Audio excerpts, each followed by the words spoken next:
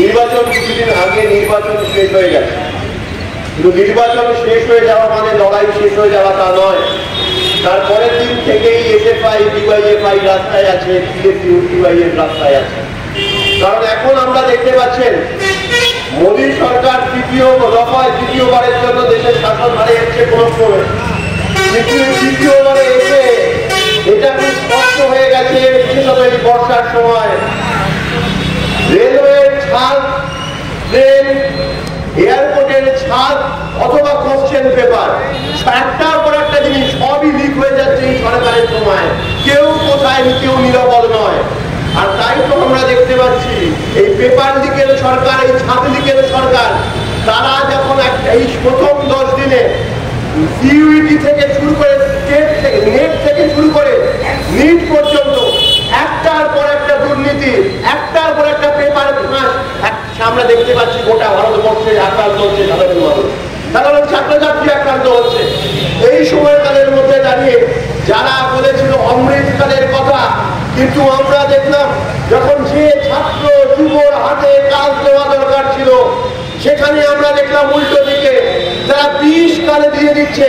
যেখানে কাজের চিঠি দেওয়ার কথা ছিল, এখন নেশার সিরিঞ্জ, নেশার ইঞ্জেকশন দিয়ে দিচ্ছে এবং গোটা প্রজন্মকে একটা অন্ধকারের মুখে ফেলে দিচ্ছে এই সরকার, এই ডবল ইঞ্জিন সরকার। আর তাই জন্য আমরা রাস্তায় নেমেছি এই জন্য, যেমন কিছুক্ষণ আগে বলবার সময় নবনন্দা বলছিল যে দেশের এই রাজ্যে দেখা যাচ্ছে এখন বিজেপির নেতারা তারা এখন হিউম্যান ট্রাফিকিং, মানব পাচারে যুক্ত হচ্ছে। আর অন্যদিকে আমরা দেখছি এই দেশে যখন ওই নেট থেকে নিট পেপার যে দুর্নীতি ধরা পড়ছে, যেখানে দাঁড়িয়ে একটা সেন্টার থেকে 7 জন ফাঁস হয়ে যাচ্ছে। যখন প্রশ্ন করা হচ্ছে কি করে হচ্ছে, দেখা যাচ্ছে সেখানেও দুর্নীতি। পয়সা ফেলো, তামাশা দেখার মতো পয়সা ফেলো আর শিক্ষা পাও, সেই নীতি নিয়ে ওই বড় বড় কোচিং সেন্টার তৈরি করা হয়েছে। আর সেখানে শুধু বড় লোকের ছেলে মেয়েরা সুযোগ পাবে। আর সেই কোচিং সেন্টার গুলো চালাচ্ছে হরিয়ানায় যে কোচিং সেন্টার থেকে 7 জন প্রথম হয়েছে, তার মাথায় বসে রয়েছে বিজেপির নেতা। তাই আমরা দেখছি এই দেশের এই রাজ্যে যেখানে যে দুর্নীতি যুক্ত হচ্ছে তার পিছনে রয়েছে বিজেপি আরএসএস এর নেতা।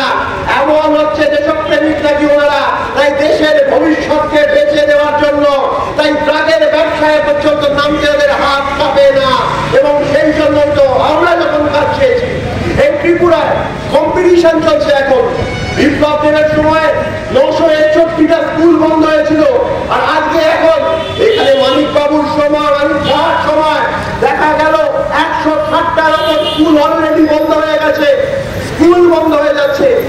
দাঁড়িয়ে গরিব ঘরের ছেলে মেয়েরা পড়বে কোথায়, তার কোনো উত্তর নেই। বরং শিক্ষা থেকে একটার পর একটা গরিব প্রজন্মে গরিব বাড়ির ছেলে মেয়ে অন্য রাজ্যে চলে যেতে বাধ্য হচ্ছে। এখানে না আছে শিক্ষা, না আছে কাজ, ভিন রাজ্যে চলে যেতে বাধ্য হচ্ছে। হরিয়ানার পর ত্রিপুরায় বেকারত্বের হার গোটা দেশের মধ্যে সব থেকে বেশি পর্যায়ে পৌঁছে যাচ্ছে।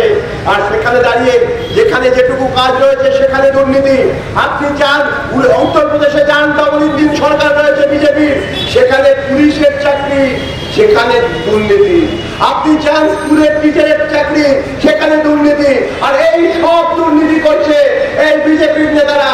আর তারা যখন তাদের বিরুদ্ধে যখন গোটা দেশের মানুষ এক হচ্ছে, সবসময় কখন ওরা মানুষের বিভাজন করবার চেষ্টা করছে। ত্রিপুরায় একটি অদ্ভুত কথা, সবাইকে নিয়ে রাজ্যটাকে বিভাজন করবার খেলা খেলেছে, রাত ছড়াবার খেলা খেলেছে।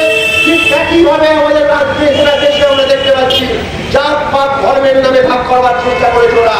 কিন্তু গোটা দেশের মানুষ প্রথম দিন থেকে আজকে তৃতীয় প্রথম দিন থেকে গোটা দেশের মানুষ রাস্তায় আছে, আওয়াজ দিচ্ছে।